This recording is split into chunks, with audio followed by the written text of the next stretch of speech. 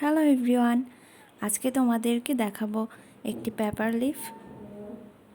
আমার চ্যানেলে যারা নতুন তারা প্লিজ আমার চ্যানেলটিকে সাবস্ক্রাইব করবে। তো প্রথমেই আমি একটি ছোট্ট কাগজ নিয়ে নিয়েছি এবং এটিকে মাঝখানে একটি ফোল্ড করে নিচ্ছি।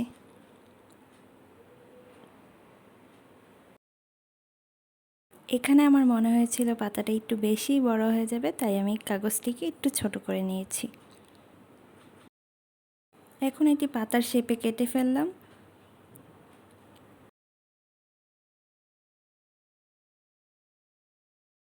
এখন ছোট ছোট করে এর সাইডে কেটে নিচ্ছি।